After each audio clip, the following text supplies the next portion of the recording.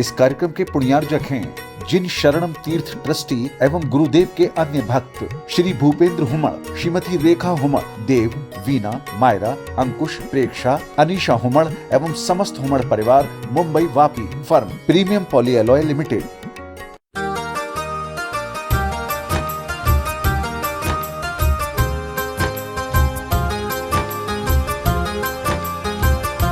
तुम कपड़े भी पहनते हो तो दूसरे की पसंद के। अच्छे कपड़े लेकर आओ, महंगे कपड़े लेकर आओ। और पड़ोसी ने कह दिया यार जमा नहीं, सत्यानाश हो गया, पूरा कपड़ा बेकार हो गया। हम लाए किस लिए थे कि पड़ोसी पूछे कहाँ से लाए। उसने कह दिया यार जम नहीं रहा तुम पे, यार मजा नहीं आया कपड़े का। 1 घंटे बाद कपड़ा चेंज हो जाएगा, ध्यान रखना। यार तुम कपड़े भी अपनी पसंद के नहीं पहनते हो। ये महिलाएं जो साड़ियों की लाइन लगा रही हैं ना, वो इसलिए नहीं लगी कि उन्हें जरूरत है, उन्हें इसलिए लगी है कि आज लाख रुपए की साड़ी लाई और मंदिर में 4 लोग तो पूछ लें कि देवी कहाँ से लाई, ये कपड़ा कहाँ मिला, बड़ा सुंदर है। साड़ी की कीमत वसूल हो गई है। और किसी ने नहीं पूछा तो बार बार साड़ी देखेगी, बार बार पल्लो देखेगी, बार बार पूछना ही नहीं है, बाजू वाले के ऊपर ऐसी बैठेगी कि पल्लो ही गिरा देगी।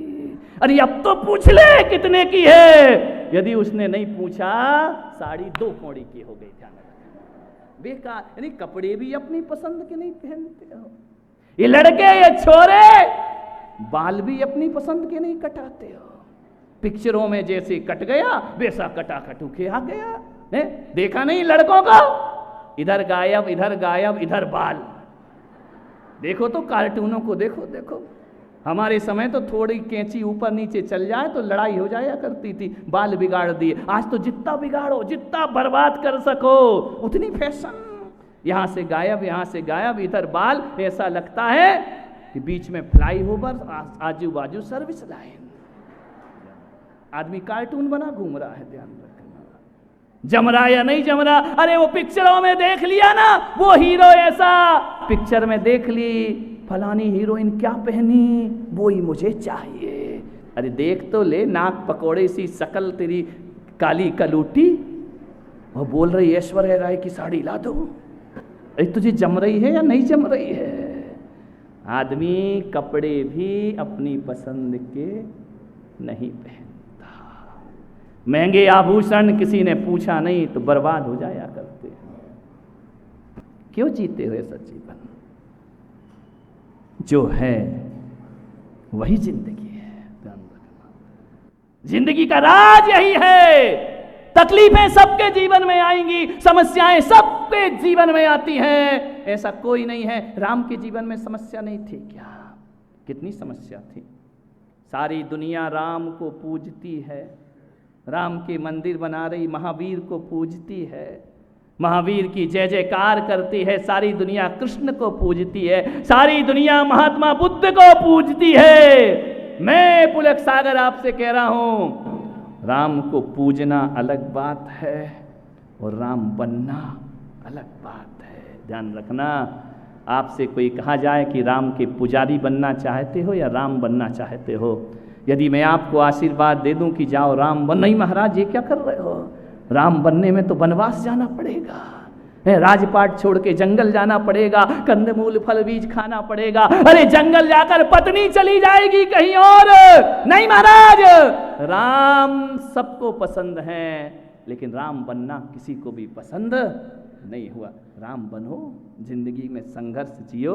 महावीर का जीवन क्या संघर्षशील जीवन नहीं था? राम का जीवन क्या संघर्षशील जीवन नहीं था? कृष्ण के जीवन में क्या संघर्ष नहीं थे? अरे कौन है जिसके जीवन में संघर्ष ना हो और वो महान बन गया हो? ध्यान रखना, संघर्ष तो सबके जीवन में होते हैं। कौन से महापुरुष का जीवन आनंदमय था?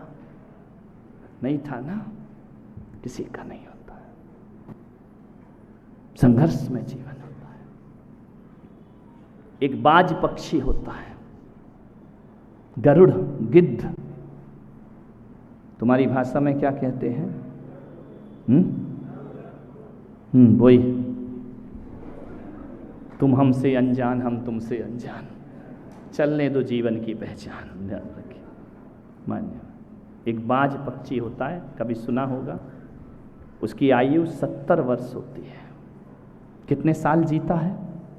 70 साल वह बाज जीता है। मुक्त आकाश में उड़ा करता है। जितना ऊंचा बाज जाता है ना, उतना ऊंचा कोई नहीं उड़ सकता है।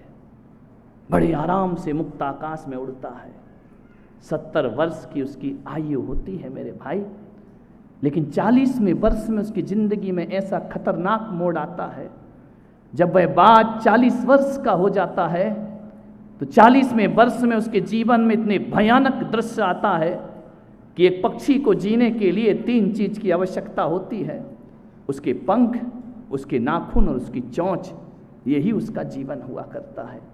लेकिन कहा जाता है कि बाज पक्षी 40वें वर्ष में उसके नाखून खराब हो जाते हैं।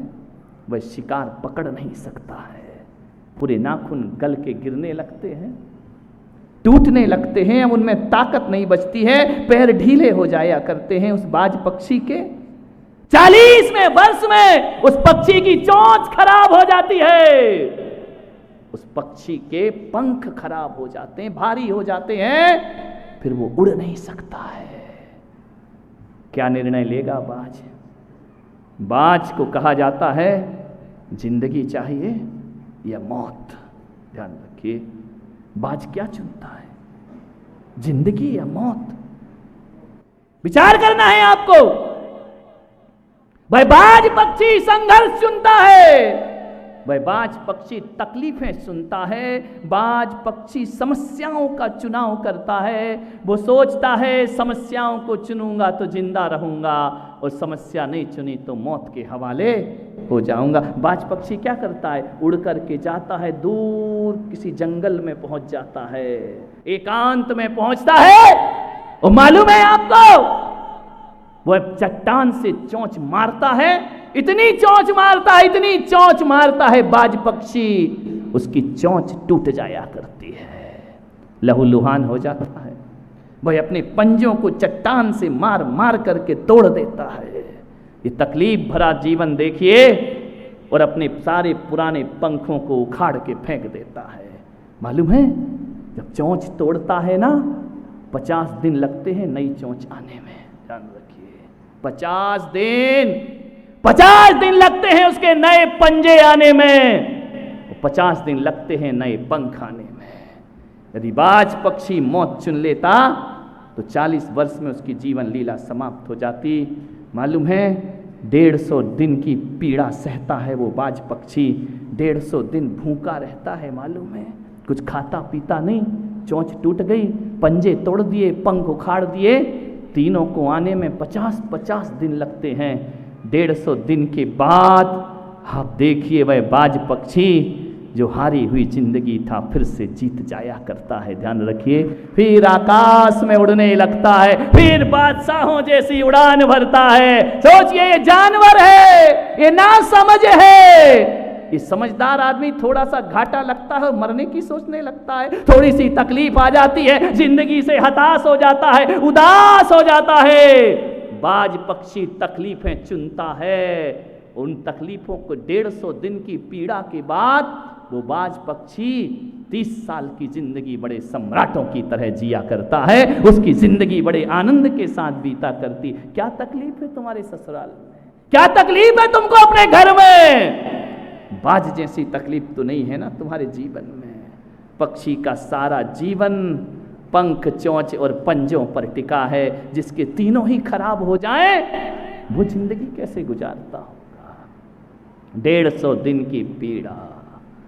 आपसे निवेदन है, तकलीफें आएंगी जिंदगी में, समस्याएं आएंगी जिंदगी में। कुछ याद करना या ना करना, जब भी समस्याएं आए ना, कुछ मत याद करना, मुझे भी याद मत करना, उस बाज पक्षी को याद करना कि इससे बड़ी समस्या तो मेरे जीवन में हो ही नहीं सकती है। ध्यान रखना, जिंदगी में समाधान मिलेंगे।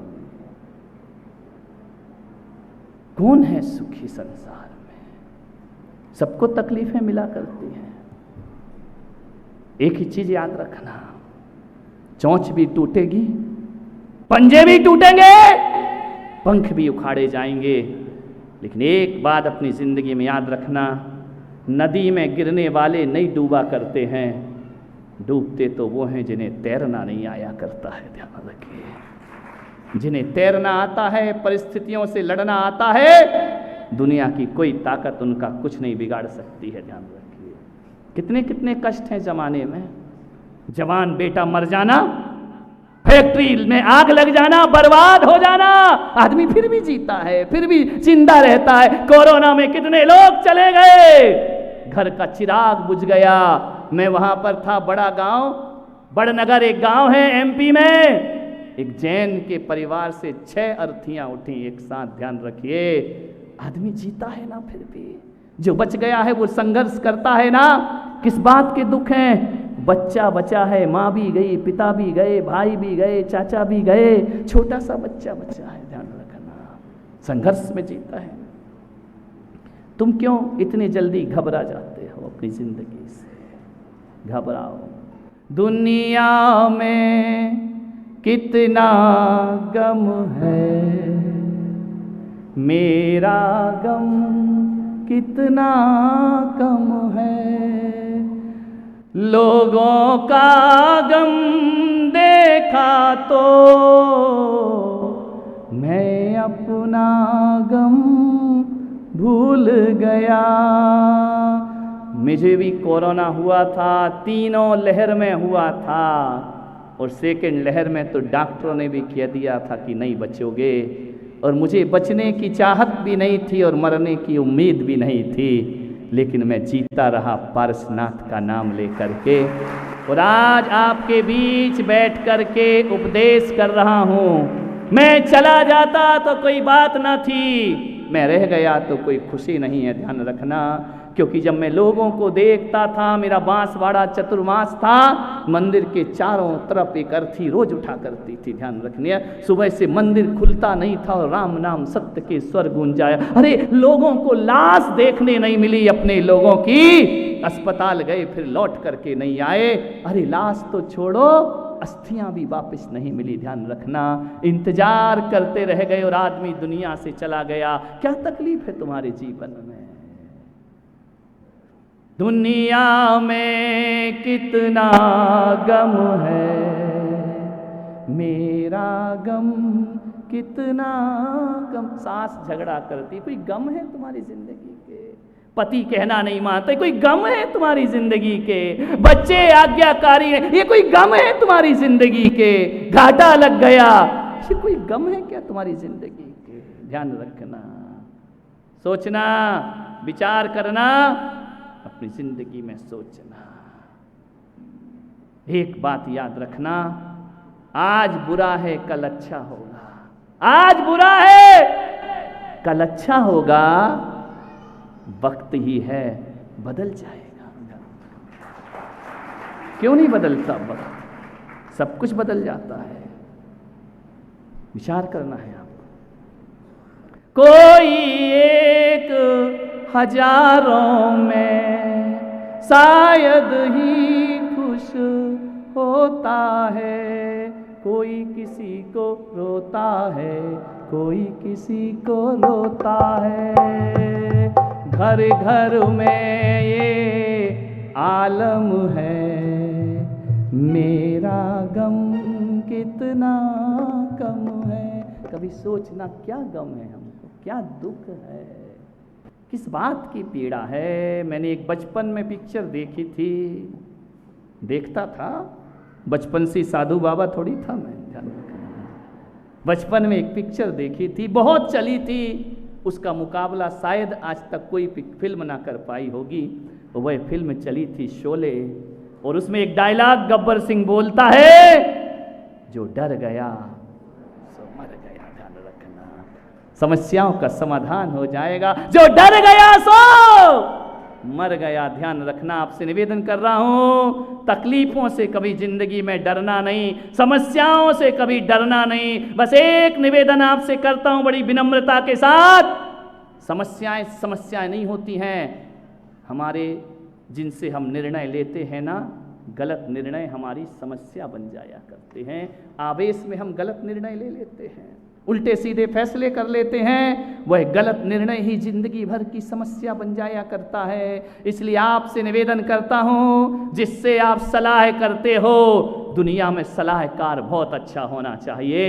एक सलाहकार गड़बड़ हो गया, पूरी जिंदगी दुख में परिवर्तित हो जाएगी। एक बात याद रखना, दुर्योधन ने जब भी सलाह ली तो शकुनी मामा से सलाह ली, पूरी हस्तिनापुर बर्बाद हो गया। ध्यान रखना, शकुनी से सलाह लोगे तो जिंदगी तबाह हो जाएगी। और अर्जुन ने जब भी सलाह ली, नारायण कृष्ण से सलाह लिया करते थे, जीवन आनंद में बदल जाया करता था। आपसे मेरा निवेदन है, बड़ी विनम्रता के साथ, कैकेयी ने जब भी सलाह ली तो मंथरा से सलाह ली। ध्यान रखना, मंथरा से सलाह लोगी तो घर बर्बाद हो जाएगा। ये पड़ोस में बहुत सी मंथराएं रहती हैं, ध्यान रखना, कब तुम्हारा घर फूंक दें कुछ नहीं कह सकते हैं। आपसे निवेदन है, आपके पड़ोसी में कृष्ण कम मिलेंगे, शकुनी मामा ज्यादा मिलेंगे। ध्यान रखना। अनिल भाई एडवोकेट बोले, यहाँ मेरे बहुत सारे मामा हैं, मामाओं से बचना। मामा ने सब गड़बड़ किया है दुनिया में। ध्यान रखना, चाहे शकुनी हो या कंस हो, परेशान तो मामा ही करता है।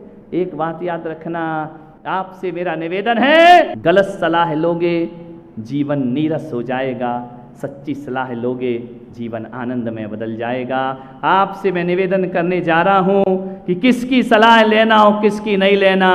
मैं कहता हूं, जीवन में जब भी समस्याएं आए ना, तो दुर्योधन की सलाह नहीं, शकुनी की सलाह नहीं, तुम्हारे नगर में कोई संत आया हो उसकी सलाह लेना, जीवन सार्थक सफल हो जाएगा।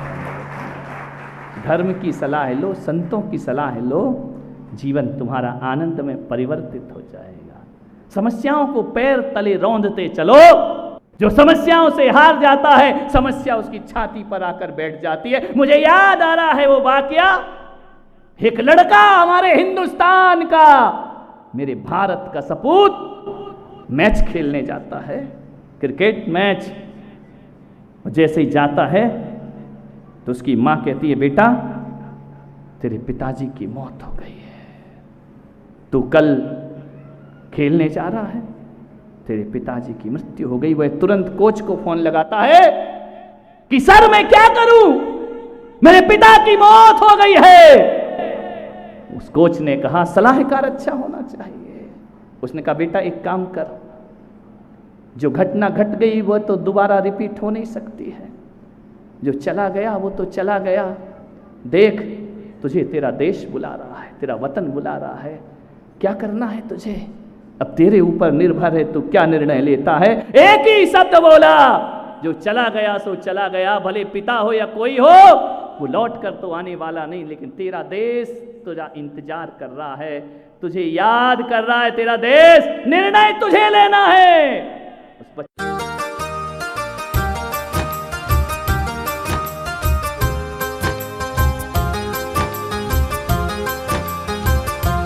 इस कार्यक्रम के पुण्यार जत्थे जिन शरणम तीर्थ ट्रस्टी एवं गुरुदेव के अन्य भक्त श्री भूपेंद्र हुमड़, श्रीमती रेखा हुमड़, देव, वीना, मायरा, अंकुश, प्रेक्षा, अनीशा हुमड़ एवं समस्त हुमड़ परिवार, Mumbai Vapi firm premium poly alloy limited.